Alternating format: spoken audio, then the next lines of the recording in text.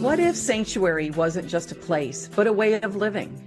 Welcome to the Sanctuary Network, your weekly home for conversations that awaken the heart, heal the body, and inspire the spirit. I'm your host, Mary Ellen Popyk, the creator of Spirit Fest and the Natural Wellness Expos. For 2 decades, I've been creating spaces, now creating a bold new broadcast for mind, body, and spirit, where seekers, healers, and teachers come together to share wisdom, laughter, and transformation. We've seen what happens when communities gather. People become enlivened. Now, through the Sanctuary Network, that same spirit is reaching you, wherever you are in the world. Each week, we'll sit down with thought leaders, authors, and everyday visionaries. We'll also shine a light on the grassroots voices of the Sanctuary Marketplace, the healers, vendors, and practitioners who make this movement thrive. This isn't just another show, it's your sanctuary, a space to pause, reflect, and reconnect with what matters most. So, take a deep breath, open your heart, and join me. Together, let's step into the sanctuary. Welcome, everyone, to the Sanctuary for Mind, Body, and Spirit. As always, we have a very interesting guest and very, very interesting topics for this evening. So let me introduce you to Samantha Erb. Thank you, Samantha, very much for being here. Fresh from Europe, literally. She just returned. But Samantha is involved in 2 things that I personally am very passionate about. And those of you who were able to attend Spirit Fest Virginia Beach would have met Samantha. She was there, not too far even from the Edgar Cayce Center, right? We were just down the road. Absolutely. Yeah. Yeah. So, okay, let me give Samantha a proper introduction. She is a transformative travel expert and group travel host. She has 20 years of experience leading, training, and mentoring in the travel industry. She brings a deep passion for creating meaningful, soulful journeys that nourish the mind, body, and spirit. Her work is guided by a lifelong devotion to spirituality and the metaphysical, allowing her to align external travel experiences with profound opportunities for inner growth and experience and discovery. So again, welcome, Samantha.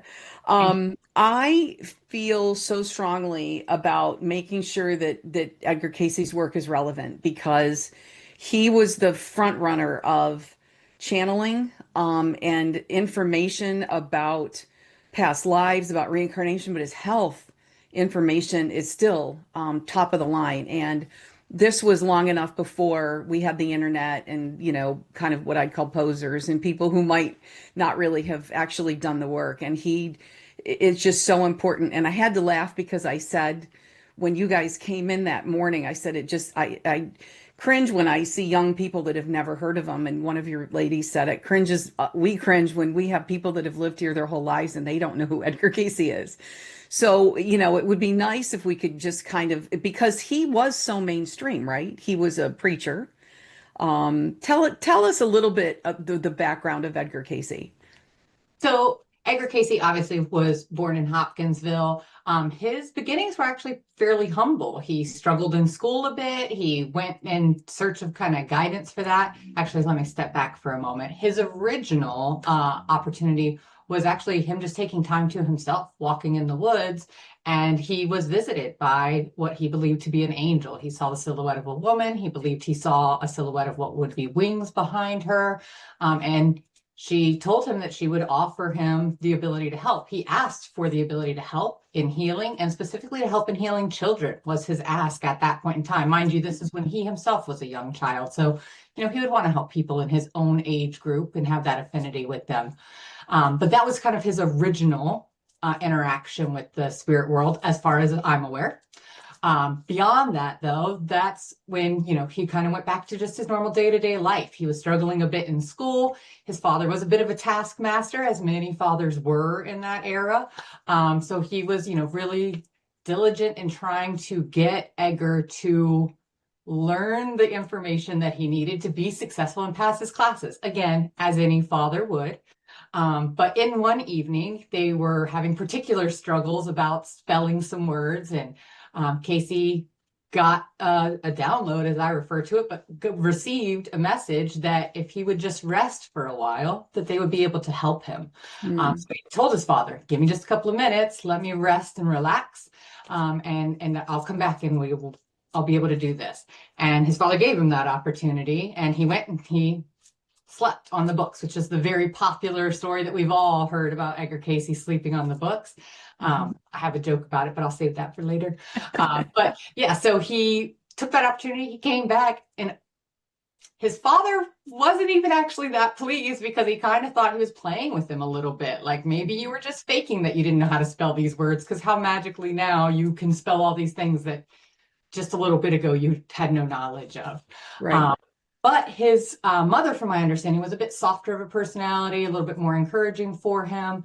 He again returned back to everyday life, made his way through. He ended up moving from Hopkinsville to Bowling Green. He became a photographer. He actually had quite a few different interests. His interest in religion, though, he was always a very, very strict Christian, was his Hmm. belief system. Hmm. That's how he was raised. He read the Bible from front to back on an annual basis, just to keep that information fresh in his mind. So that was the path for him. As time went on, though, and he received more of his readings and had more of these, well, his readings, but just all of the interactions that he would have with his guides and who was giving him that information, um, he realized that it was about unity. It wasn't just about one religion. And that's when he started to, within his readings, even mention and be more open to things. He talked about resurrection. He actually was, reincarnation rather. Hmm. He Hmm. was terrified of that because to that point in time, reincarnation was not widely accepted. Resurrection, and there was only one who was able to do that, and it should Hmm. not have been a mortal man, right? So he Hmm. felt very nervous to talk about these things and to embrace them. But he stood behind also the message that he was receiving, Hmm. and that kind of laid the groundwork for what we know. He continued to do readings. He had such a giving heart and he wanted to help so much. And he was the forerunner of holistic health as we know it today, kind of to your point of posers and everybody jumping on the bandwagon. And Right. unfortunately, especially in this day and age of AI, you see so much just tossed out there that people have just plugged into AI. Hmm. Um, but he did his readings and he stuck to them even at the risk of his own health. Like they told Right. him, you're doing too many readings, you're wearing yourself thin. He didn't want to let anybody down. So Hmm. he continued to do the readings, literally thousands of readings. I've actually been very fortunate. I did grow up here in the Virginia Beach area. My mother grew up in Norfolk, Virginia, which is just one town over. She always had an awareness of Edgar Cayce. And I think I shared this with you, but my mother taught us from a young age that the reason our family was rooted in Virginia Beach is because Cayce had said it was a safe place when Hmm. earth changes happen and that Hmm. we should remain here. And Hmm. that thinking propelled me to stay here with Hmm. my roots, but also to go out in exploration of the world because I think it's also very important to understand the importance of travel and getting out there so that you can meet the people that you're supposed to meet. If you keep yourself Right. pigeonholed into just one corner of the world, you're going to limit your opportunities to connect with your soul family that you're meant Hmm. to meet within this lifetime. Hmm. So I'm just a huge advocate for that particular piece of it. Cayce had the interest in the travel because of his previous incarnations. He believed he had, in one of his lifetimes, he was a high priest in Egypt by the name of Rata. So he would have a very strong affinity to Egypt. And that was actually where the roots of Edgar Cayce's A.R.E. Travel and Tour, sorry, it's on this side, started, was with Hugh Lynn Cayce in 1963, wanting to prove Hmm. out his father's theories and readings and go and visit these places that his father had talked about. Hmm. And to your point, Mary Ellen, these are things that he shared and knew well before there was any ability to jump online and research what's happening Right. in Egypt, what's the Sphinx looks like, what's under its paw. Like he spoke freely about these things with the knowledge of having been there, despite the Mhm. fact that he would have had no ability to have done that within his own life. And I think that's powerful. And that's part of his legacy that I believe is just as vital in carrying on as the holistic health, which is also another thing that is near and dear to my heart, because I do think our earth gives us everything we need. We've a bit overcomplicated Mhm. it. Um, Yes. and he tried to teach us that Hmm. very long ago before Big Pharma came in. Right.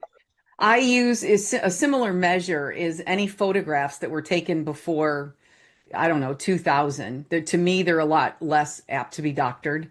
And Right. same thing, I just think that his readings and all of the information that came through are so much more unadulterated. But they've stood the test of time too. You know, a lot of things have come to fruition, like his prediction about Bimini, about that part of Atlantis would start to show up there, and they have discovered that. Yeah. You know, so I just can only wait for more. I think that's Absolutely. really exciting. But there's tons and tons of books and information about his readings online. But I would recommend, if people can, become a member of the A.R.E. It's not very much. I think it's under $100. Yeah. But then you get newsletters or magazines, really nice magazines. But you get a discount on any events that you do at the center, and then you can search the readings because there's just would you know what the volume is of the readings? I don't know the exact count. I'm not a bluffer, so I'm not going to make a number Lots. up for you. But Yeah. yeah, there are literally thousands of readings, which is why the readings are in a numbered system. Should anyone go onto the website and start to go through the readings, you will see they're all numbered. That Hmm. numbering system relays who the reading was for. Hmm. Because he gave readings for so many people, and obviously that was privatized. So there's a little bit of method to the madness when you see all those numbers attached to the readings. And if you've seen people post Edgar Cayce readings online, you'll often see the little numbers Yeah. behind it. That would Hmm. help you cue in on which reading you're looking for to find out where that particular little quote came from. Because Hmm. oftentimes what we see is just the smallest excerpt of a much larger reading. Hmm. And Hmm. we'll, just see one line that gets shared of it. But Hmm. I think sometimes it's important to understand the why behind that Right. message. The Go and context. read Yeah. the full reading. Yeah. Hmm. Yeah. And because you could search a particular crystal, you could search an ailment, you could search a location. Absolutely. It's Yes, really it is a interesting being keyword search and even a phrase search. There's actually a couple of different search options. You can go into the advanced search. So if you know an exact phrase you're looking for, or if you have a particular ailment, you hmm can go in and see, are there readings that are going to help me with my particular ailment? hmm And there is a wealth of information there. And if you're struggling to find information in our readings, you can reach out to our customer service team, and they are Oh, nice. phenomenal at helping with that. There's actually a smaller kind of sub portion of the team that specifically does help with medical readings. And I will just share a quick anecdotal story. On the tour that we just led in France, Hmm. our guide there in France, the boots on the ground gentleman who was with us, had history with the A.R.E. When he was young, he had wrote in from Spain well before the internet. He physically had to write a letter, mailed it into the A.R.E. He was dealing with a health issue at that point in time. And he, a couple weeks later, got the response from the A.R.E. telling him, hey, here's what you should do. Here's what the Cayce readings recommend for your ailment. He implemented their suggestions, and it did indeed work for him. And he Wow. shared that with our whole group and how profound it was for him to have been assigned to our group.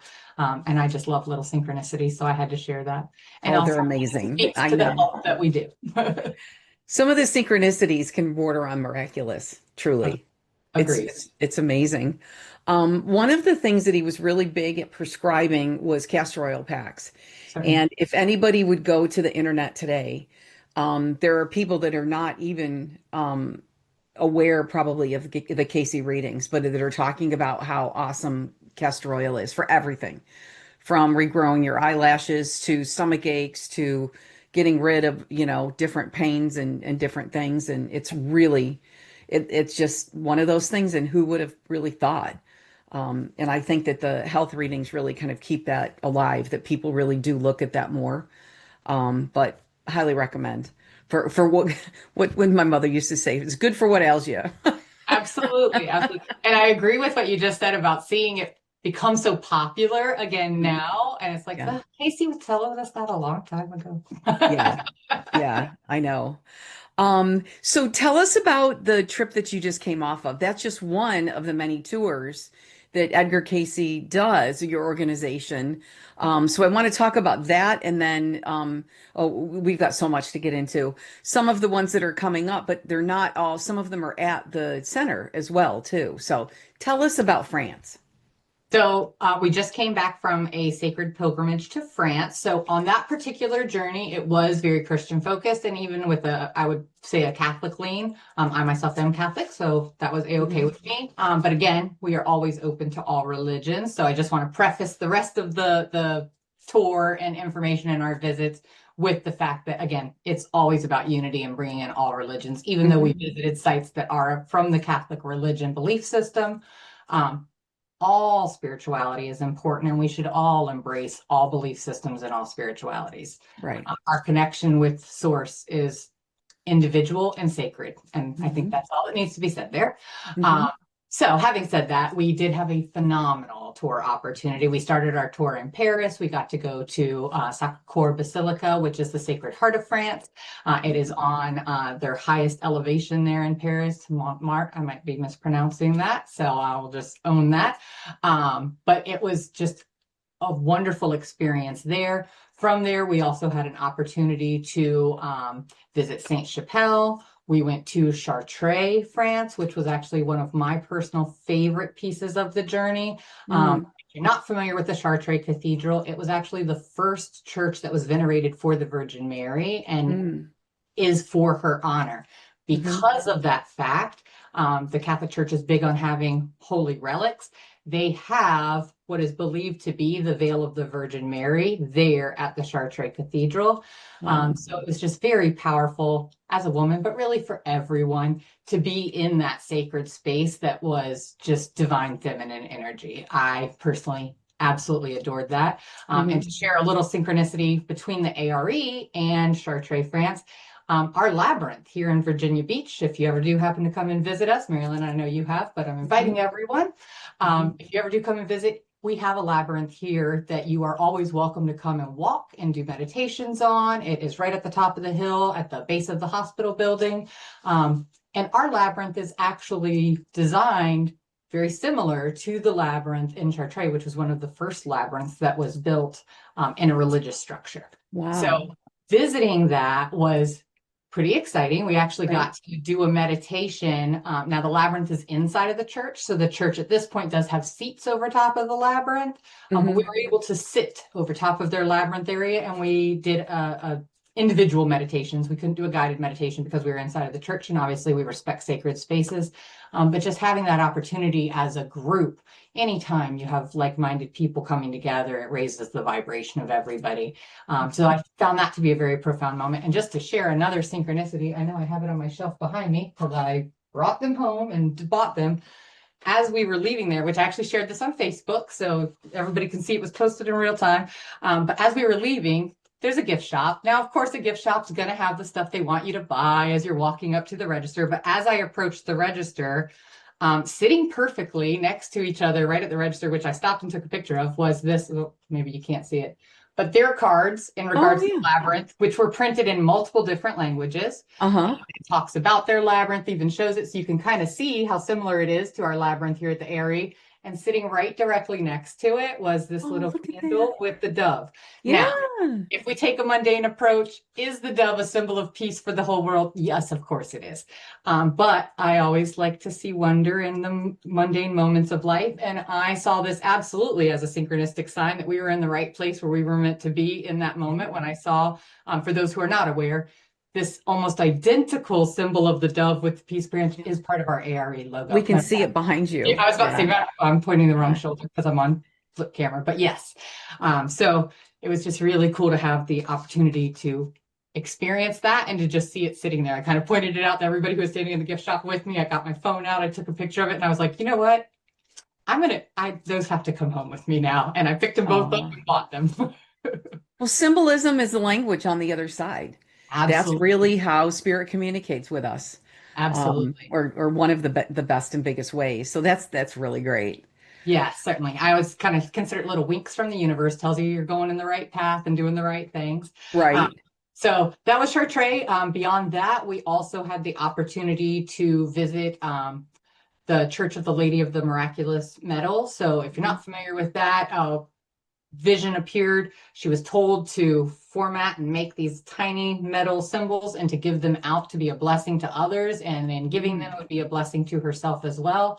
Hmm. She entered into sainthood, and they actually still house her remains inside the church. She is one of many that the Catholic Church has that have not degraded as time has gone on. You can Hmm. actually still see her on display there in the church.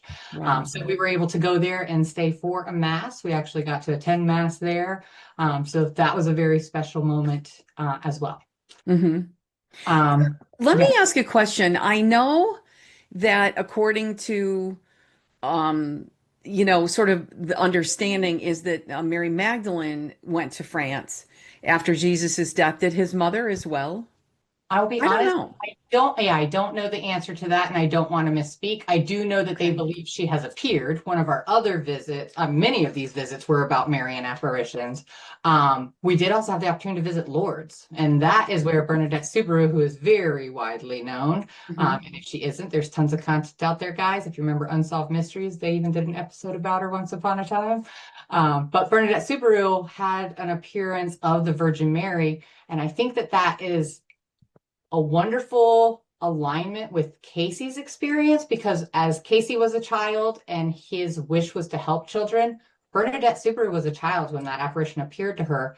And her accounting of that was that the Virgin Mary appeared to her as a young teenager in her Hmm. same age range. Hmm. So, and she did not understand what Immaculate Conception was. She was just, a normal everyday town girl.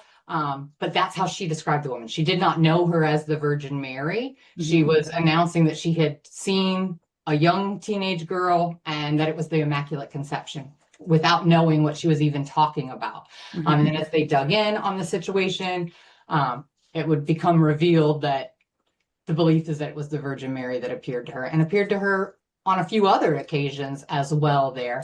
Um, Right. One of the things I appreciate about Bernadette's story is if she didn't see her, she was very honest about that. She was not Hmm. a bluffer, and that aligns very closely with my own self. So I appreciate the fact that when they would say, "Oh, look up and see if you see her," and she was like, "She's not there," Mm. That's just really very matter of interesting. factly. Yeah. I just checked and it did say, according to common belief, that the Virgin Mary his mother did die in Turkey, that she stayed over there. But those appearances would be in her resurrected self or her spirit. Correct. Correct. Correct. Yeah, That's an apparition. Yes, ma'am. yeah, yeah. That, and there's so many people there. What was it like seeing all the people who came for healings and everything? So I will actually say I'm glad that you did bring that up. For myself personally, that was one of the most profound moments. Obviously, I enjoyed the experience in Chartres, but it was very humbling. Matter of fact, we did a meditation there in Lourdes as well. And after our meditation, that was a guided meditation because we were in an outside area and we were able to. After we finished our meditation there, we did kind of a round circle and allowed everybody to share what were they feeling in that moment. And my statement was, I just felt very humble, right? As you're Mm. looking around at all of these people with a vast array of different health conditions, many people being pushed in wheelchairs, and you see them with troubles so much greater than your own. Oh, yeah. You realize that through all of that, they're there because they have hope still. And Yeah. that was incredibly humbling for me of just recognizing that's that faith of a mustard seed. That's the power of belief in something that Mhm. keeps hope and keeps people going when otherwise they might give Yeah. up. And I think in our world today, that's so necessary.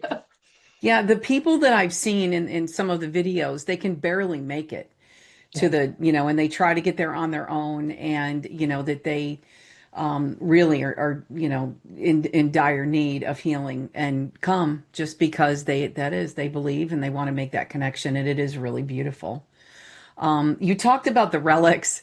I also grew up Catholic, and the relic thing is really interesting because you get there, and then sometimes it's like, the tiniest little itty bitty bone of a finger of somebody. Right. But it is really cool to think, is that really? I don't know who actually verifies these things, but Right. tell us about the veil. Was it a piece of cloth? What did it look like?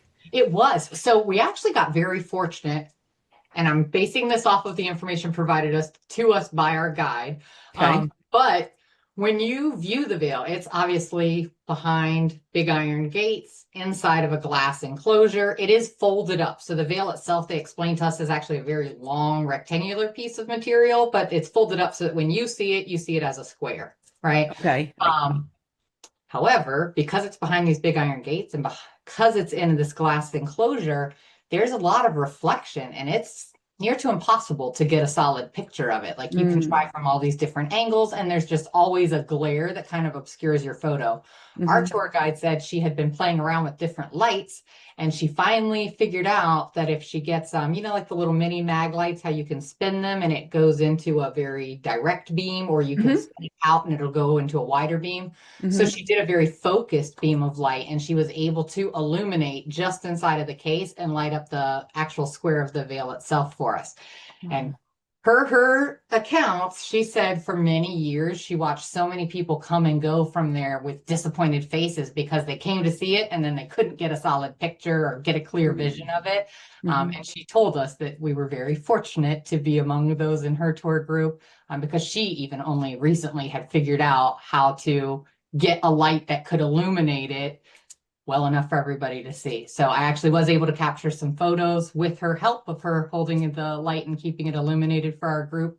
Everybody was able to get some photos of it that wanted to, but that was a really neat experience too. It's amazing. I've got it up online here and it's in a beautiful case with angels holding it. Mm-hmm. Um, but did people talk about after the meditations, did they get messages or did they get what types of things did people experience? So I want to be sensitive to not sharing people's personal Sure. information. So I'm just going to kind of speak about that broadly. We did have one individual on our tour who said she received messages from her father. We Oh. had another individual on our tour who received a message from a child that had passed. And beyond that, there were just profound moments where people Mm, just felt that warmth and that energy.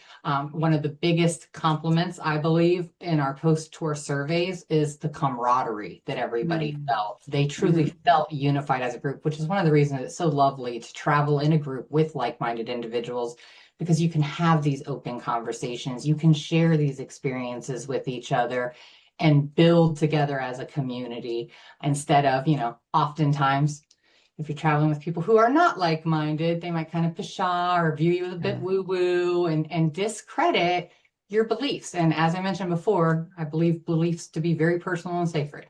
Right. Yes, absolutely. He was really big on talking about reincarnation, and it stands to reason that some of us may have had lives in some of the areas that you've gone to.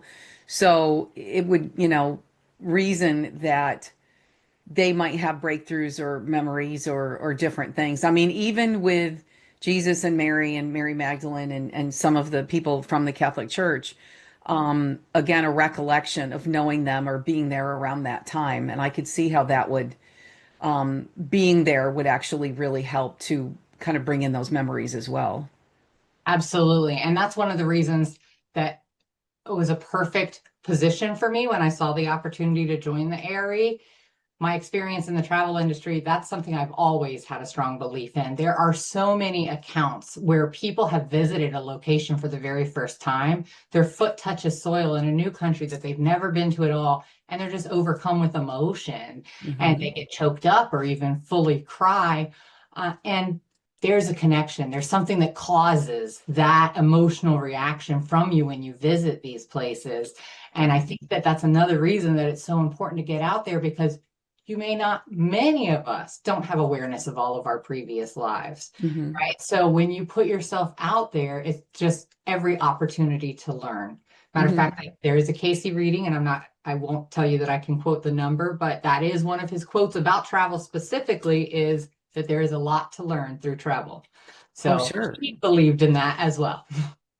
I kind of even the best analogy that I could think of is if you were to drive by the house where you lived when you were little, you might Yes. see it and go, "Oh, now I remember this or that," or a pleasant memory or maybe a not so pleasant memory, and those may be good to revisit for different reasons. And same thing when you are doing these sacred travel places where you're drawn to go, you can kind of look into some of your past lives or things that you're drawn to and things like that too. So this is a perfect time to go to break. So we can pick right up talking about reincarnation. So tell everybody where they can find out more about the A.R.E. and the tours that you guys do. Certainly. So just going to edgarcayce.org, and I'm going to spell it out for everybody just to make sure you get the Casey part correct. It's just EDGARCAYCE, and then of course .org. That'll take you to our main page. I encourage everyone to start your journey there. Then of course, for my own purposes, I will also, of course, tout our tours, which is just quite simply edgarcayce.org/tours. But there are so many phenomenal events that happen here all the time. As you mentioned earlier, we have conferences, we have free lectures every afternoon at 3:30 that people can attend. Some of those are available online. So even if you're not here local to Virginia Beach, go and look on the site. If you see the little play arrow next to one of our daily lectures, that cues you in that that one's going to be available online. So we try to make it as accessible as we can to everybody, regardless of where you're at. But if you can come here and visit, we love that. They do daily tours of the visitor center. We have an absolutely gorgeous meditation room on the top level that overlooks the ocean, has wonderful crystals. And if you can't see, I'm also big on crystals and energy. Yes. So that's my vibe. So I always find that room incredibly peaceful and just a wonderful space. And that's free and open to the public if people want to come and visit. And our library will be reopened very soon too. So lots of ways to explore it. So edgarcayce.org. All right, stay tuned, everybody. We'll be back in just a few minutes.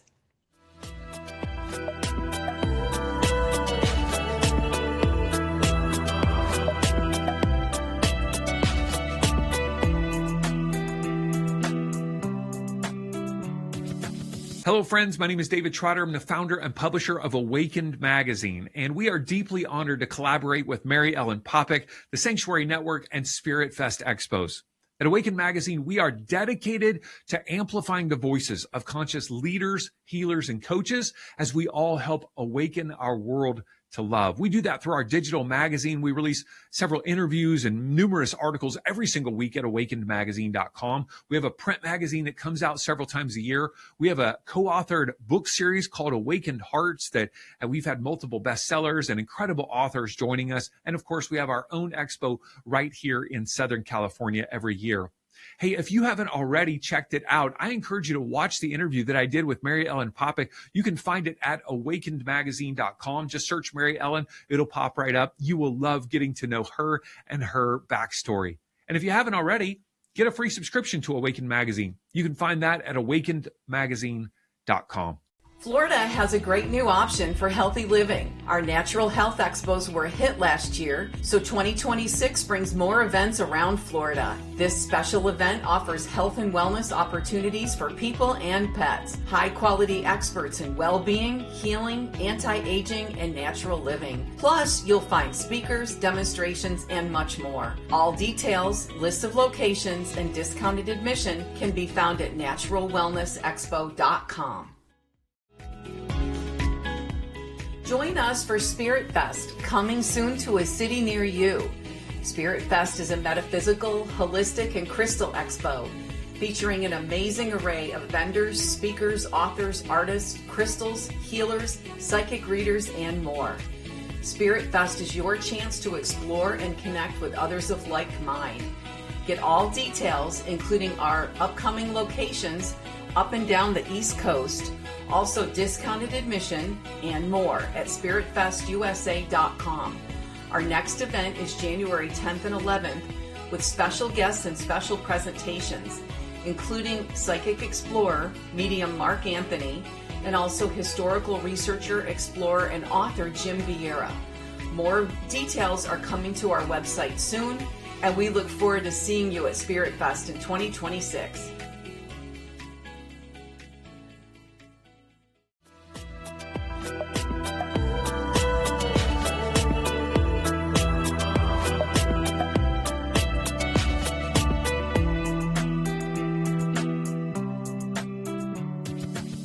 Welcome back, everyone, to the Sanctuary for Mind, Body, and Spirit. We are talking today with Travel and Tours Manager of the Edgar Cayce Association for Research and Enlightenment. That's the A.R.E. Samantha Erb. So thank you again for being with us. We're talking about, you just came back from a sacred tour of France, which was amazing, and talking about the different types of spiritual connections that we make on the sacred travel and some of the reincarnation sort of nudges or remembrances that we might get when we visit some of these ancient sites. But Edgar Cayce really spoke a lot about healing. We talked about that, and reincarnation and the afterlife. Tell us about, and we gave the website earlier, edgarcayce.org. We can go to the tab for the different events. What are some of the other sacred sites that you go to where you've had really, I don't want to say great experiences, that doesn't seem enough, where you've just had really profound visits to?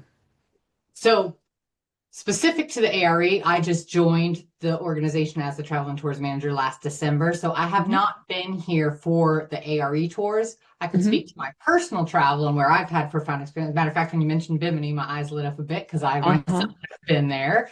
Uh-huh.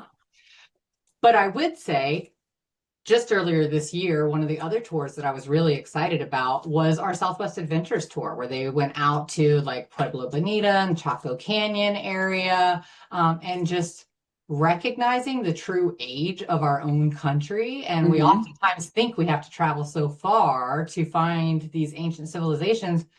We don't give credit for the civilizations that existed here. We have our own cave dwellings. We have our own, rock paintings that you can go and see that will open up your mind to many different things when you see, because as we talked about symbolism being how spirits communicate with us, before written language, there was oral tradition and there was drawings, right? That's how you communicated and that's how you shared your story. So I find it very intriguing, some of the cave paintings that you can find inside of our cave dwellings right here in the United States. So I thought that was a very profound journey that was led by Greg and Laura Little, which are absolutely phenomenal Mhm. people. Mhm. They've led quite a few tours and they come and speak here at the A.R.E quite frequently. Mhm. Um, but I thought that was a really neat opportunity that everybody had, because again, it's about all belief systems and Mhm. recognizing that shared unity. Our very next tour actually is going to be leaving September 28th. That is going to Machu Picchu in Peru. And Karen Wright, who does some of our past life regression trainings here at the A.R.E, will actually Mhm. be hosting that along with Nancy T-Berry. And their intention is to lead past life regressions at the top of Machu Picchu. I believe Wow. that will be an incredibly powerful experience for everybody to have. Wow. For our future tours, I've got a ton of great ideas. I want Mhm. us to do an ancient oracles tour that would visit Turkey and Greece, visit the Oracle at Delphi, Delphi. visit the Uh-huh. Oracle at Dedham in Turkey, um, Dedham being second only to the Oracle at Delphi. And if you really consider it, while we use different words throughout time and eras, Cayce was an oracle, right? He was Mhm. receiving the information and sharing it forward, which is exactly what the oracles did in their time frame. So I think that there is a solid connection Oh, there, and sure. visiting those experience or having those experiences and having the chance to visit them. I have been to the Oracle at Dedham. I have not personally made it to Delphi yet, but it's high on my list of places to go for my personal travels. And I Mhm. think it would be a lovely tour to put together and offer that opportunity for the A.R.E. We have intentions to go to India for a Holi festival. One of our very exciting opportunities, we talked about Edgar Cayce and his life. It's actually next March would have been or would be his 150th birthday. Mhm. And we will be taking a tour along with Corinne Cayce and her mother, Leslie Cayce, leading that tour for us to Wow. Hopkinsville. We'll actually be based out of Nashville so that we have a nice landing spot for everybody and can still have some fun and enjoy it too. But we're Mhm. doing daily tours to Hopkinsville and then also to Bowling Green to kind of walk the streets where he would have walked during his time frame living in Bowling Green. And then there in Hopkinsville, we actually have a very close partnership with the Hopkinsville Museum, and they're going to be working with us. They do an annual Cayce Days celebration every year around his birthday, and they're super excited to have us come Mhm. out and be a part of that for the 150th. So all of Mhm. that information is available on our site if anybody has any interest in joining us. That proves to be a wonderful experience for everybody. And that will get you to the roots, to understanding the beginning of Cayce's life. So to find out more, people would go to edgarcayce.org, all events and activities, and then is it on there? So when you get to the edgarcayce.org website, you'll see there's a submenu on the left-hand side. Uh-huh. Under events and activities, you can actually expand it. It'll have a little plus sign next to it. Once you expand that list under events and activities, you'll see the link to travel and tours. Okay. A little further down the list, actually, will be specifically travel and tours. If you're not a fan of a lot of clicks, I totally understand that too. So in that case, just put in the edgarcayce.org/tours, and that will jump you directly to our tours page. We do have a couple others that we're going to be adding. You talked about the fact of Cayce being the forerunner of holistic health. One of our tours that will be posted very soon, we're kind of buttoning up, making the arrangements on it for next year. We're going to be visiting Canada. And as part of that, we'll be going to Lake Louise, Banff, Jasper. Lake Louise has a strong Archangel-Michael connection, a vortex connection. That's a ley line convergence point. So lots of exciting things with that visit. But one of the reasons I am excited for it as well is we will have a First Nations individual come and take us on a medicine walk through the Sundre, which was where they would have went and collected their medicine for their holistic health. So we'll be learning directly from them how they lived off of the land and what their health looked like, treating themselves fully holistically without a doctor or anybody sharing that information, just what they pass down generationally from one person to the next. So I think that's a really exciting opportunity to reconnect with the holistic health side of the Cayce's organization. How many people usually are on the tours? It can vary. Our Egypt tour is our flagship journey. It goes every single year. And as I mentioned earlier, that is where our tour started back in 1963 with Hugh Lane Cayce. That actually was a very long tour. I want to say it was 32 days long. I might be wrong. Exactly. Yes, it was an extremely long tour and it encompassed a lot, but the main draw and the focus of the whole excursion was to visit Egypt. And we actually, to this day, still use the same company, and the same family still owns that same company that helped him as he started this. So I think it's really cool that we have such a long-standing relationship with the tour company that takes care of us there in Egypt. And just speaks to the safety as well. We have not had any incidents or anything of that nature, especially in our current environment. Some people have, asked if there's a reason to be concerned. And we've had a wonderful success rate. And Egypt technically is just outside of where our conflict areas are currently. So we're going to hope and pray for. And that's the best way to go is with people that are familiar with the area. So I think going on a tour of Egypt is definitely the best way to go if you've not been before. How many were on your trip to France? So on our trip to France, we had 23 total, I want to say, including the guides and everything. That's not huge. That's a nice size. No, and that it's nice to be in that size because it allows us the opportunity to have those more private moments. If we walked into a church and wanted to take over their entire space to do a guided meditation or even a silent meditation, that would not be well received, right? So we want to always be respectful. So it is nice. And again, you can build that true unity and camaraderie. Now, having said that, our Egypt tours, especially in the day and age when John Van Auken was leading them, I've heard that those reached well over 50 individuals. So my hope and goal is to get those numbers back when, as time goes on, we're working to elevate the tours and bring more awareness to them. So I fully appreciate you having me on today because it is an important piece of the journey. And I think it's an important piece for each of us for our spiritual journeys. You mentioned a little bit ago about reincarnation and having that feeling as though you've been there or you've experienced a place before. And I think the reason that's so important for all of us to be open to those experiences is when we can look backwards and learn from what we might have already experienced, we can understand what are the lessons we need to learn in this life. What are lessons that we've already learned, and we can kind of put that weight down. That's not ours to carry any longer. And it helps us form a more clear path forward for happiness and enlightenment in this lifetime. Right. I have an interesting connection to reincarnation because all of my life I felt drawn to it. And then sometimes, as I got older, I would go to readers and I would say, "Oh, I really feel like I need to know my past lives." And I honestly, I'd get a lot of pushback, and they'd say, "Well, why is it so important that you know?" And the best way that I could explain it was that I felt like that I packed 6 suitcases to come into this life, and then when I got here, only 5 suitcases came off the conveyor belt, and couldn't remember exactly what was in that 6 suitcase. I just knew it was really important. Right. So I always, just kind of held out. And then finally, same thing. It was just like the dam burst once I kind of got a little bit.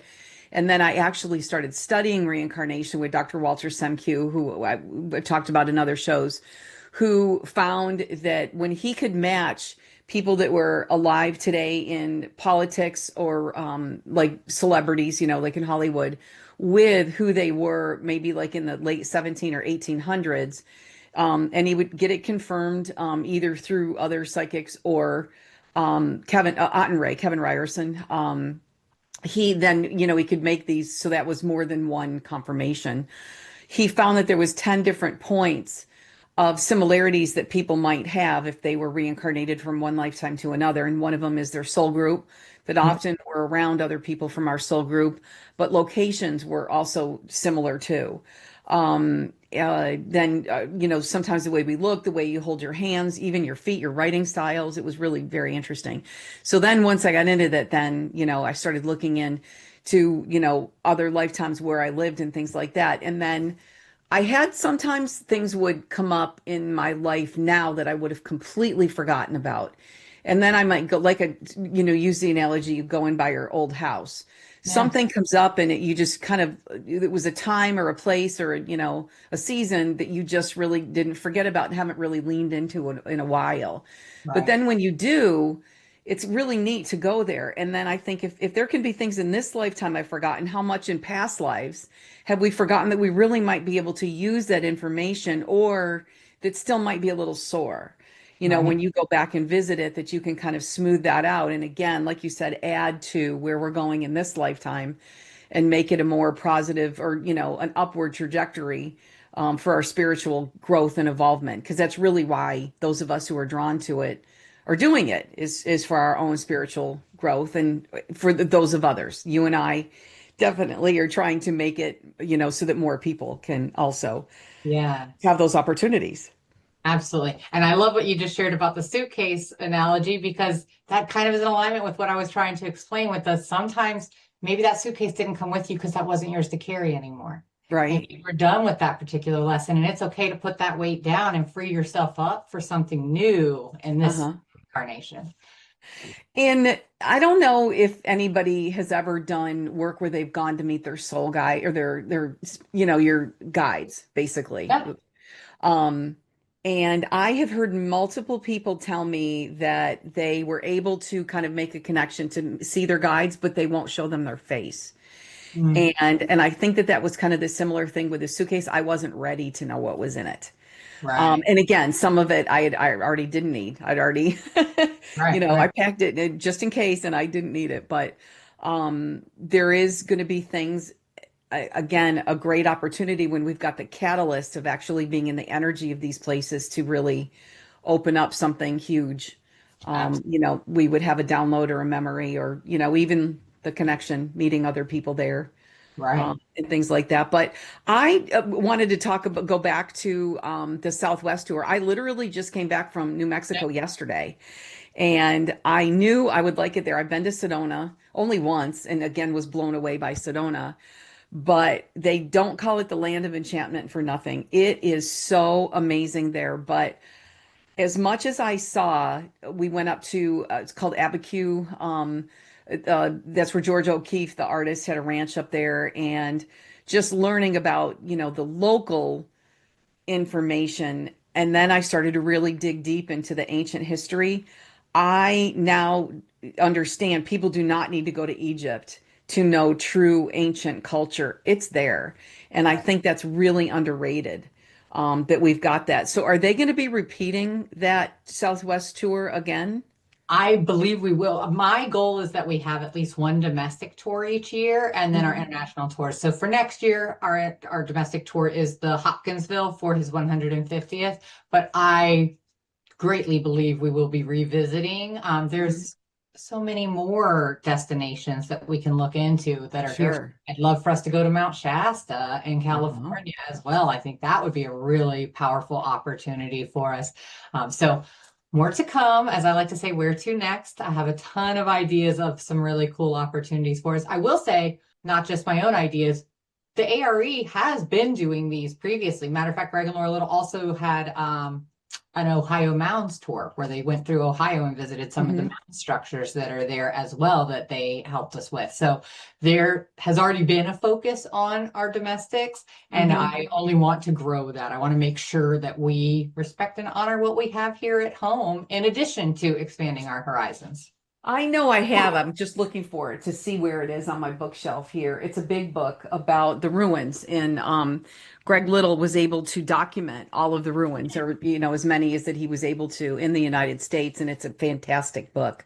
Yeah, And so he is a really very knowledgeable person. absolutely. So that's very important to study those too. Yeah, Those really old mounds in Ohio, I think may even be older than we think. right. So yeah, and that's yeah, just being open to that. But the I'm looking here where the oldest human remains in the USA, and it was White Sands, New Mexico, footprints dating back 23,000 years. And then Montana, there was also a very one old one there, and then the Yukon. I'm sure where things are really well preserved, but Yeah, um, I just think that things were not preserved. It's not like there was a pyramid there really to right, save. And then I think it just kind of gets kind of swept under the rug. We think history is 200 or 300 years old and not right, 23,000, but it is. Even here in Florida, right. there was a bog that they found bodies had been preserved in a peat bog on the coast over near Cape Canaveral, and they're over 8,000 years old. And they're so well preserved that they even still have brain matter, and you can see the weave on their clothes. They are preserved well enough. They have three different types of different weaves. But so all of this is right here if we would just look. So, um, Absolutely. but And that's why going with unfortunately, somebody, I'm sorry. I was just going to say, unfortunately, our current history has overwritten a lot of the older history of the United States. And I think Yeah. it's very important that we recognize and embrace that as part Hmm. of history. Anybody who's a bit of a history buff like myself knows if we don't learn from history, we're doomed to repeat it. So it's Hmm. so incredibly important that we take the time to recognize and learn about those ancient cultures and what we can learn from them. Yeah. I know Greg and Laura Little, as we said, and I know Jim Vieira is going to be leading one of your tours to Egypt later. Absolutely. Yeah, he's a fan favorite here at the sanctuary. Who else are leading some of the tours that you've got? So on our France tour, I actually was joined by John Chatat, who has a YouTube channel, Edgar Cayce World. He also comes and speaks here at the A.R.E. He's also with Contemporary Cayce of Canada. And they even do a retreat in Montreal that'll be coming up September 11th to the 13th. So if anybody's in the Canada region and interested in attending, that retreat is out there too. Mhm. So he has been part of the A.R.E. for a great many number of years. He's very well respected here. And he's who was our spiritual guidance and leading the meditations when we were doing the France tour. Mhm. So it was very nicely balanced, and we got some wonderful compliments on that. Beyond that, we have opportunities. Actually, you mentioned Mark Anthony. We are looking at him potentially for a tour in the future. So more to come on that. We We're love him. Yes. yeah, David Childress is interested in our Egypt eclipse tour for next year. So for the Oh, eclipse. talk about that for just a minute. I would love to. Yeah. So that is going to be a true luxury journey. So you do need to be mentally prepared for the fact that it is a luxury journey. We have chartered out two private, well, they're dahabayas, but well, for all intents and purposes, we'll say a yacht. Recognize that as though the traditional Egyptian sailing ships. Mhm. And we have two of them chartered out. So it will only be our group on board those yachts. And they will be taking us, we will have an opportunity to watch the eclipse Yeah. directly there in Luxor. And for a society that worship the sun, it's just an amazing opportunity. And since that is our flagship journey visiting Egypt, the opportunity for us to kind of have this culmination of one of the longest eclipse totality time frames, with it being over 6 minutes that it'll be in totality. It's just going to be an absolutely amazing Oh, experience. sure. So, So, and not only is it luxury because you guys stay at really nice places and you make sure that everybody is very comfortable, but this is the place to be in the world on that week. yes, So everything, so that's why it's going to be a higher price, but when in your lifetime are you going to get to experience this again? It's absolutely. especially to see it in Egypt over the pyramids. That's going to be incredible. So, tell us again who's the guide for that one? David Childress should be our guide for that. Wow. Okay. Okay. We're And then very who excited. else have you got? Who's doing the one to Italy and Rome? So that one is still in negotiations for, so Okay. I can't reveal that All just yet, right. but Okay. there's some folks that we are looking at for that particular tour as well. That one actually has generated a lot of interest. From the tour we just came back from, we've actually had people write into our CEO Wow. asking for us to do a repeat of the leaders from the France tour because they had such a wonderful time. Oh, I don't nice. know that that's the path, but I do love that Uh-huh. they felt that strongly Uh-huh. about it, that they took the time Uh-huh. to write in. It's Then always you've nice. also got Hawaii and the Lemuria tour. Yes, now that is going to actually be led by our CEO, Christopher Naughton, and his partner, Okay. Valerie Jones. Once they arrive there, they'll be being joined by author Alan Cohen. They're also having a Posse music artist, Karen Drucker. She leads retreats of her own that are always of a spiritual and a positivity lean.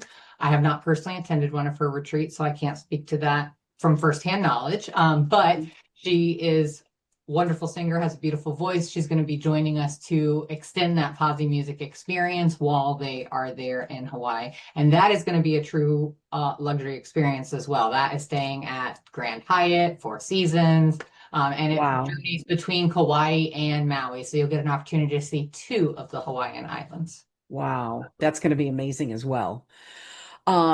So again, back to the readings and back to reincarnation. Um, he touched on the afterlife quite a bit too, life between lives. Yeah. I'm wondering kind of if any of those things stand out.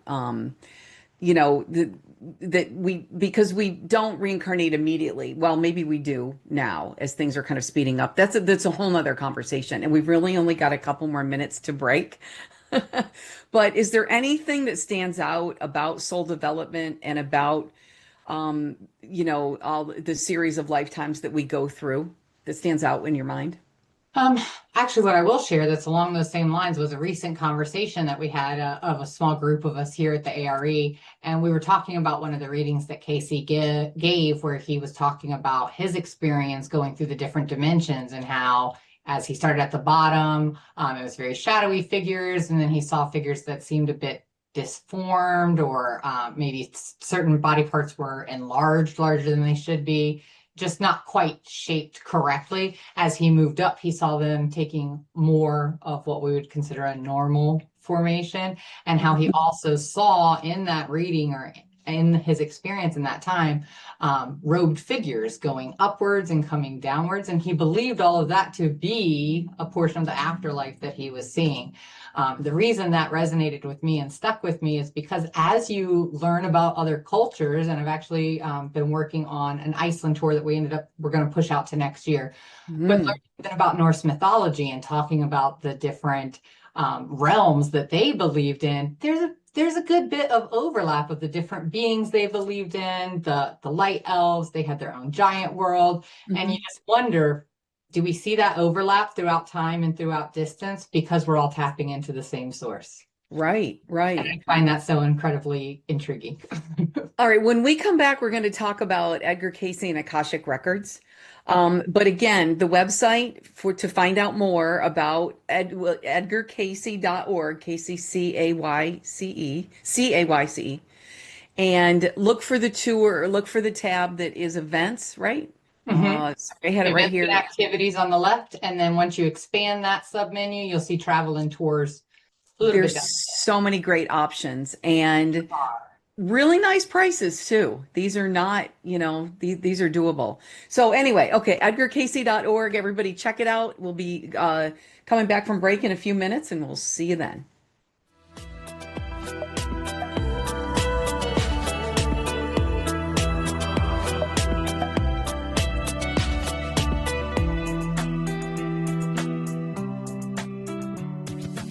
Hello, friends. My name is David Trotter. I'm the founder and publisher of Awakened Magazine, and we are deeply honored to collaborate with Mary Ellen Popyk, the Sanctuary Network, and Spirit Fest Expos.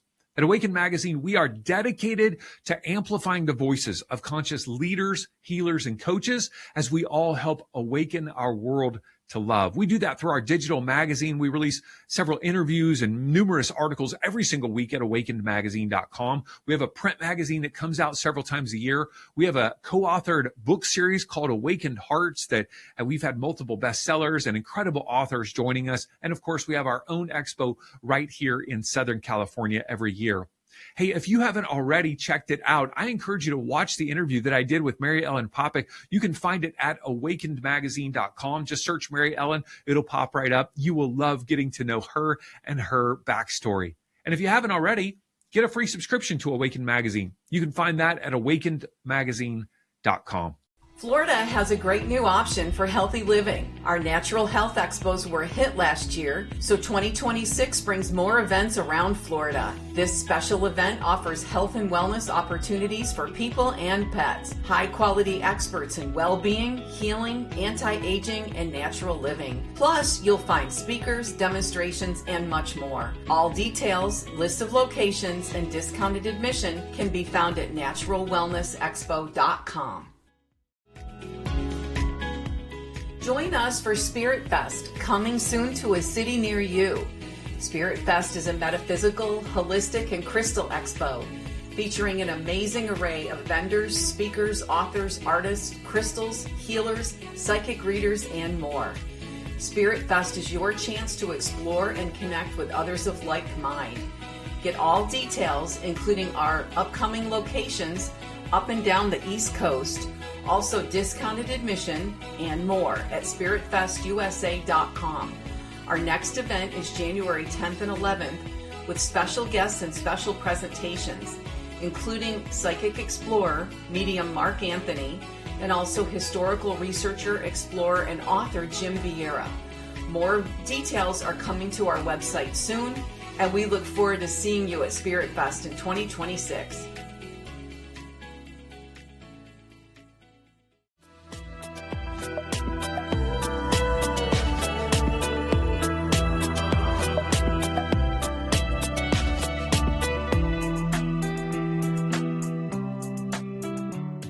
Welcome back to the Sanctuary for Mind, Body, and Spirit. We are talking about exploring the world with the travel and tours manager of the Edgar Cayce Center, the A.R.E, with Samantha Erb.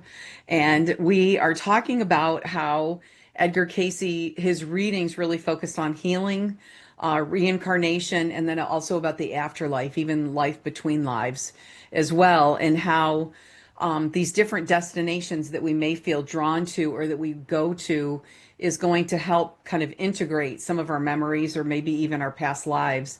But the people that we end up on the trip with, are certainly no accident either, I don't think. So if anybody's interested, you can go to edgarcayce.org. And on the left, it says events and activities. There's a tab for travel and tours. Where you can see all of the great things that are coming up. And there's so many really, really terrific things. So, and your tagline is guided soul journeys, literally soul journeys, historically based adventures and luxury accommodations. In other words, everybody's going to be comfortable. Yes. Yeah. So, you want to experience the culture, but at the same time, there's just a level, I think. Now, is it going to be 2 to a room, 4 to a room? Tell me about some of the logistics there. Yeah, so typically it is 2 to a room. Mhm. There is the opportunity to do a single room upgrade. So if you're a solo traveler and you do not want to share a room with somebody else, you certainly don't have to. You can pay the upgrade to have a room to yourself. We do also offer, which historically in the travel industry was a thing, kind of fell out of application in many travel agencies and forms of travel, but we do still offer the opportunity to try to pair you with a roommate. So if you are traveling and you are a solo traveler, but maybe you don't want to have the expense of the single room upgrade and you like the idea of having a roommate. Some people prefer that for just that level of security of having somebody else there with you. Right. that is an option as well, is to go on to our roommate list. Now, word of caution with that, because I always believe in being very transparent. If we do not find a suitable roommate for you, then you would, at final payment, need to go ahead and pay the single room upgrade. But we do always try to do our absolute best to pair you off with somebody. We actually collect information from anybody who's interested in the roommate situation to find out, do they snore? Are they a light sleeper? Are they a morning or a night person? We even, check in and try to align astrological signs that make sense Wow. together. So we do put some thought into who we're pairing up for the rooms. We send out a friendship list to everybody who's going on our tours with a little bit of a bio so that you can kind of get to know everybody, even ahead of us all coming together on the tour. We do pre-departure Zoom meetings to bring everybody together and start to build that Oh, that's great. foot on the ground. Wow, I did not know that. That is really full service. That's great. Yes. Because I know it's hard sometimes to go into a group of people if you're by yourself, Yeah. where you don't know anyone, and I think that's a really good way to make people feel comfortable. Certainly. Oh, that's awesome. And some people would rather stay alone. Right. It's good to know that there is the option too. But then, and again, the small group or not, you would let people know about how many people would be on the tour if they asked. Yeah, absolutely. And now obviously that's always a moving target because at the point we're selling you the tour, our goal is always to sell as many spots as we can. Of course. I would say our typical uptake on tours is 20 to 30 individuals is pretty Yeah. standard for our tours. Uh-huh. And then obviously we want to see, Egypt has posted up much better numbers traditionally. So we want to see that as well. And again, just something that we are excited about, having the opportunity for our Egypt this fall and for the eclipse. And then we will have our traditional fall tour to Egypt. I do want to mention one thing that is a key difference between those two tours, especially as I'm talking about the fact that we have so many. And I mention that because it kind of has separated our pool of travelers a little bit, right? So that's probably part of why we're seeing slightly lower numbers. There is a reason that you would choose one over the other. So obviously the eclipse, as you mentioned, that is a once in a lifetime event, an opportunity to be there in such a sacred space where they worship the sun while the sun is going into totality behind our moon. So that is in and of its own right, the purpose of that journey. Our traditional Egypt tours, though, while they are similar in the destinations that we visit, they actually have a component that I personally think is amazing, where we have an opportunity to go into the King's Chamber of the Great Pyramid and we lead a guided meditation for our group inside of that pyramid, which is believed to have been an initiation chamber. Like there's just so many reasons that that's an incredibly powerful experience. Right. Which Jim and Laura Hoff will be sharing with all of our travelers this fall. And then next fall, we'll be having, potentially them lead as well. We'll see what the future holds. But yes, we'll be having those journeys every single fall. And Laura Hoff, this will actually be her third one that she's leading for the A.R.E. So she's been multiple times. She's very passionate about Egypt. I actually refer to her as my Egypt expert because she just has that in her. Just inherently. She speaks about it very easily. She herself believes she probably has some connections there from previous lives. So it's very nice. And then Jim Vieira goes without saying, I don't need to toot his horn. So that's why I tooted Laura's first. But just a phenomenal opportunity to have Jim joining us. He is a wealth of knowledge, and he is one of those people that actually studies. I mean, he reads books, he goes to the library, but when he goes there and he can just retain so much information. He truly is a wealth of knowledge. So that would be because if there's something that you don't know, or want to know, he's probably going to have the answer. If not, he's going to know who would. For sure. But the eclipse one is very special. So you're going to spend the day getting on the boat and preparing for the eclipse and things like that. And then that's why you would not have the visit to the King's Chamber. And my understanding is during the eclipse that the King's Chamber is really being reserved for dignitaries. Right. That because everybody in the world literally wants to be there. So I don't know that many tour groups are actually going to be able to do that during the thing, but to be on the water and then just be right there at the entrance to the pyramids is, I just can't imagine. So I can't wait to hear about that.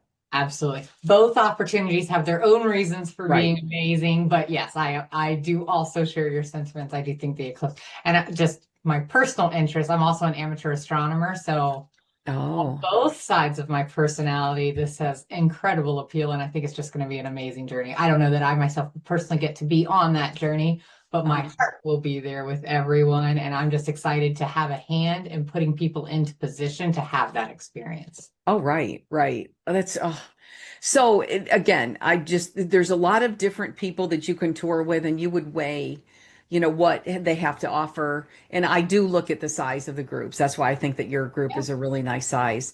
And the personalization, knowing that you help kind of connect people before so that you don't just get on a bus with a bunch of strangers. You do have the opportunity to kind of know who you might have things in common with on the tour, Yeah. and things like that ahead of time, which is really good. So, again, and I love also that people can just call you or email you and ask questions before they book or before they go as well, that you're going to get that personalized, attention. So Absolutely. yeah, that's terrific. So we will anxiously await to see what new tours are going to be coming up. Yes. But we talked about, again, Edgar Cayce and his health readings, which can be researched if you're an A.R.E member, which is very affordable. You can search the archives. You can search any different a number of things. But he also talked about reincarnation a lot. And it's interesting to learn about Atlantis and Lemuria and the history of those places, too. But he also talked about the Akashic Records, and we had a conversation with Anthony Perfetta, who also has spoken at your place. Yeah. And we were wondering when was the first time to actually hear that term, Akashic Records, and then we determined that it was actually Sanskrit, that it's in ancient writings and teachings there. So, but he is going to be one of the ones that brought it to the modern times. And then tell us about the Hall of Records. He was the first one to actually use that term, right? Yeah, so that when he did his readings, and I actually would even kind of liken this to when we were talking about Bernadette Subaru earlier. She didn't know what Immaculate Conception was, and she just used the word, right? So he gave a reading where his vision that he had in that was that he was walking through a hall of records and he approached a gentleman and told him what he was looking for. The gentleman pulled the book down off of the shelf, what you might also consider a book of life. And Cayce was able to actually read directly from the Hall of Records. Hmm. He also shared, though, that he believed the Hall of Records, otherwise known as the Akashic Records, there's some overlap there, existed underneath the paw of the Sphinx there Hmm. in Egypt. Hmm. Absolutely my own personal take on things, but I'm very, very excited with the new developments that are happening in Egypt as they're finding more and more. They have just discovered that through the sonographic and the radar readings that they've been doing to see underground, they believe that there's a second Sphinx. Yes. And I just wonder if it was that Sphinx's paw that they're actually underneath of. What will we find under the second Sphinx? I've I'm thought the same so thing. excited. You and I have not talked about this, but I've Yeah. thought the same thing.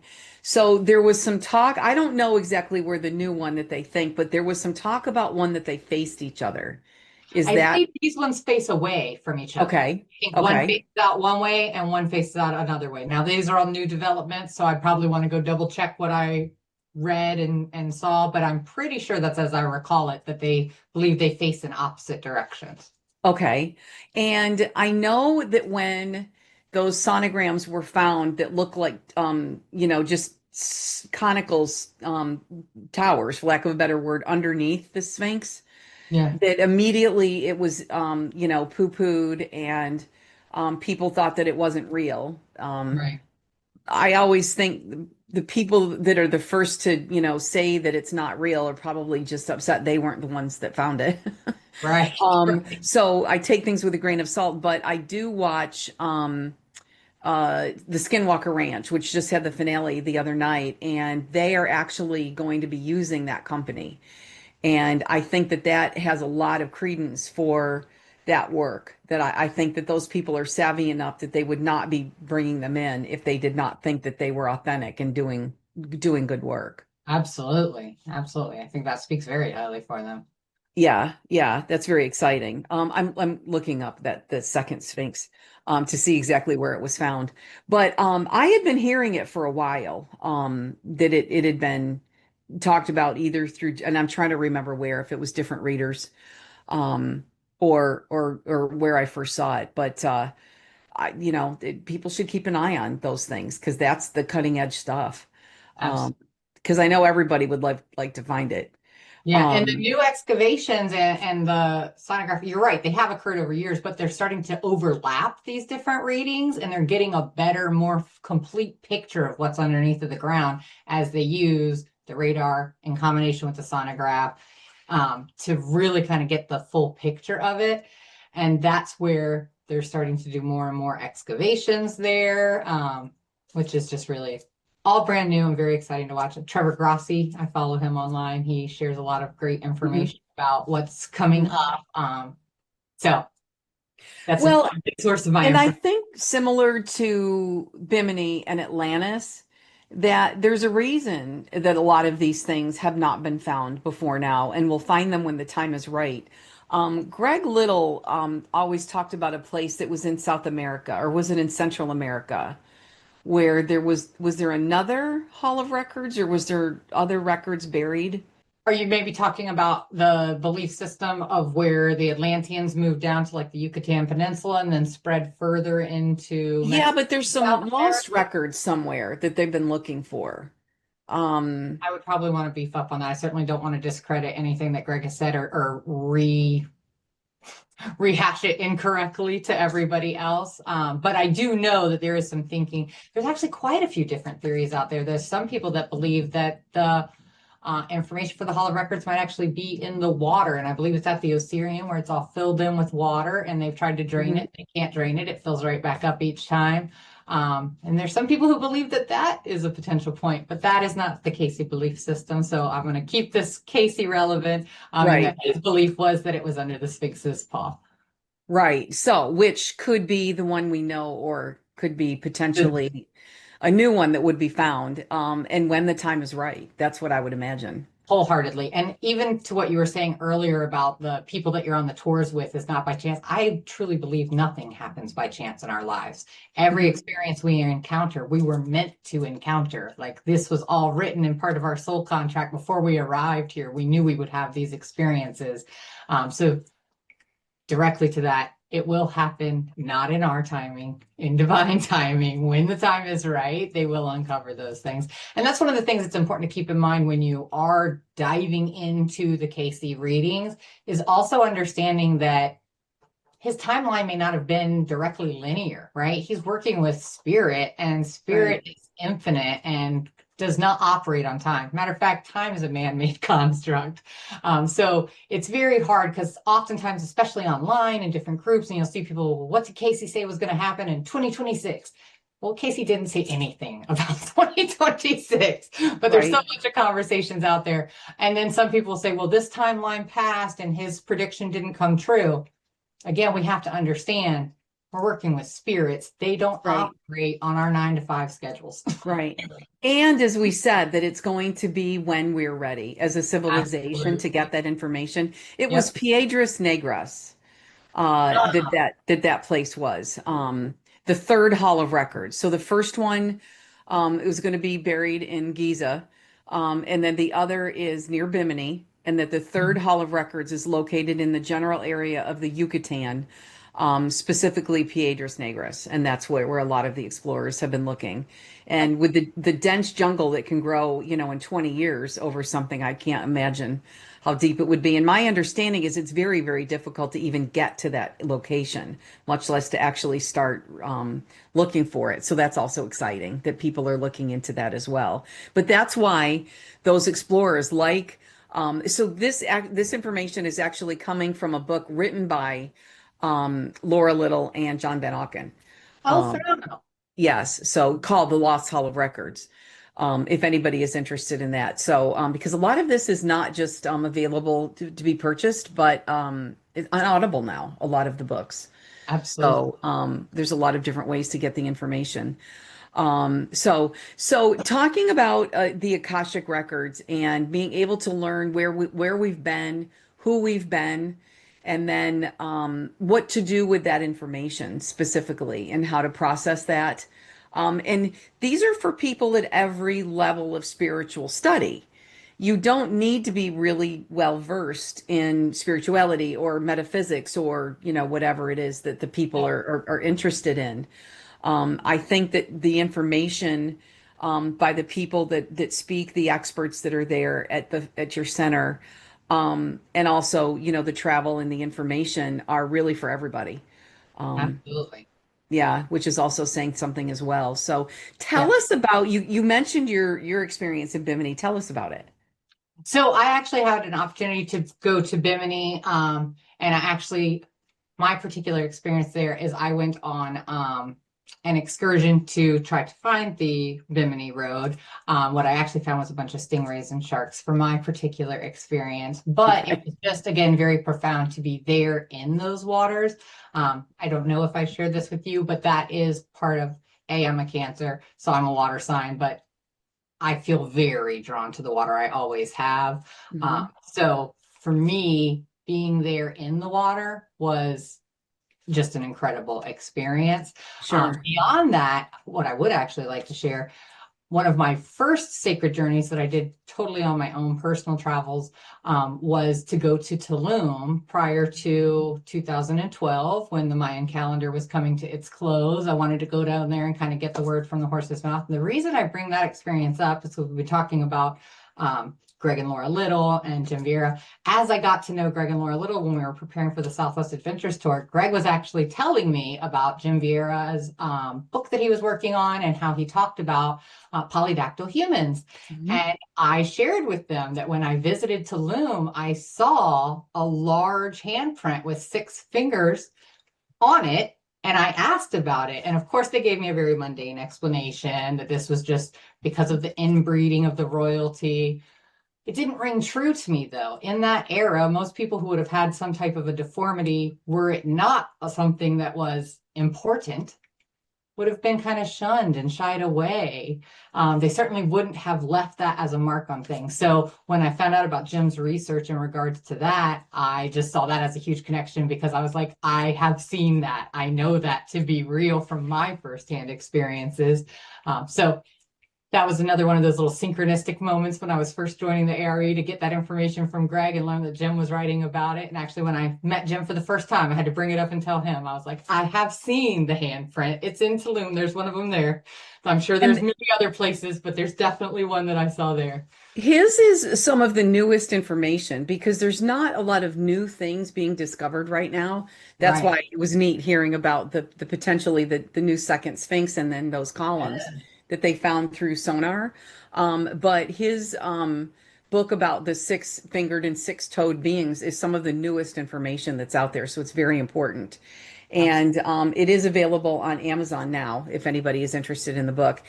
He was our guest actually last week. We were talking about the Psy Games. He was there with the CEO of the Edgar Cayce Foundation. And but earlier in the year, he was on. We did a show and where he was just talking about the all the different places because it was all over the world. Right. Right. Yeah, so Tulum specifically, and then in places over in the Middle East as well. Yeah, that's so again, people that are wanting to know good research information. There's so much on, people watch a YouTube video or people should not get their news from Facebook. That's something that I always harp on. With But AI these days. yes, but just knowing good and Jim is somebody that we would definitely recommend. He's really done his research and he's really done good work too. So all right, we've just got a few minutes left here. So final thoughts. What is it that you would like people to be a takeaway about the A.R.E., not just about your travel, but the A.R.E. as a whole? I think what's important for people to recognize is the factor of the unity, right? You don't have to be Christian to come here. You don't have to be any specific religion to come here.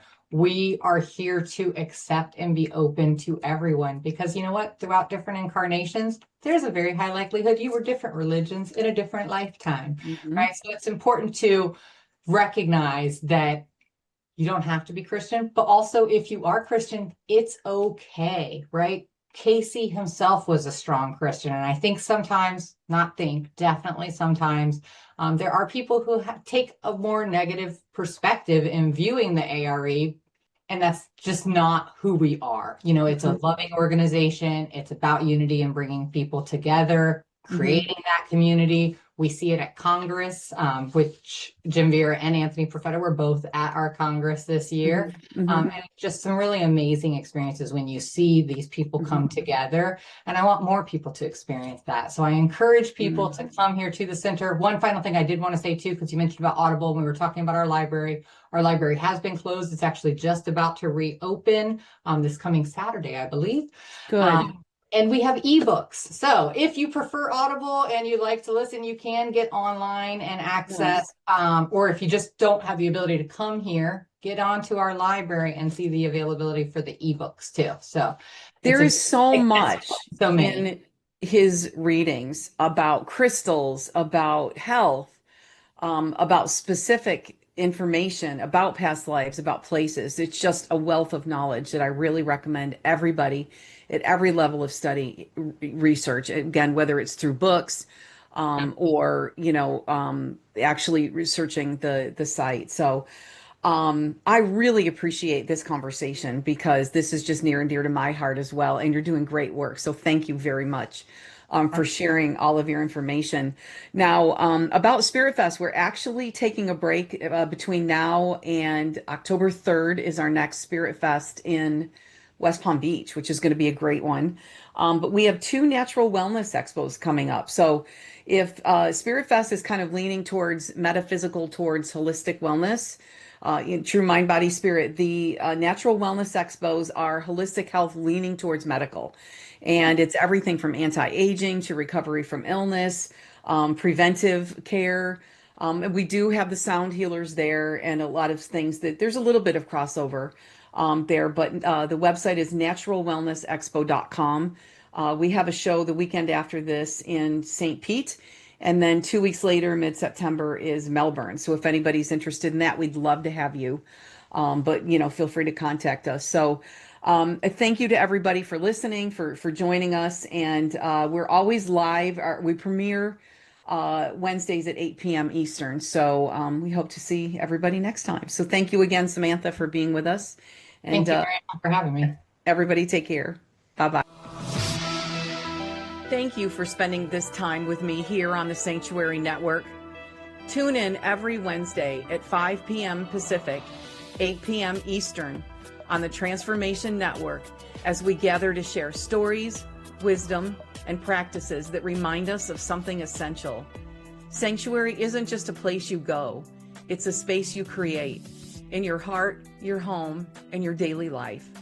I hope today's conversation sparks something in you, a sense of belonging, a new idea, or simply a reminder that you are not alone on this journey. If this touched you, please share it with someone who could use a little light. Together, we can grow this circle of sanctuary and inspire a ripple of healing around the world.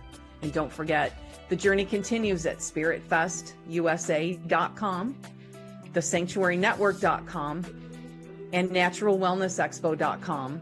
And of course, every week right here on Transformation Network. Until next time, may you be well, may you be inspired, and may you live fully in sanctuary.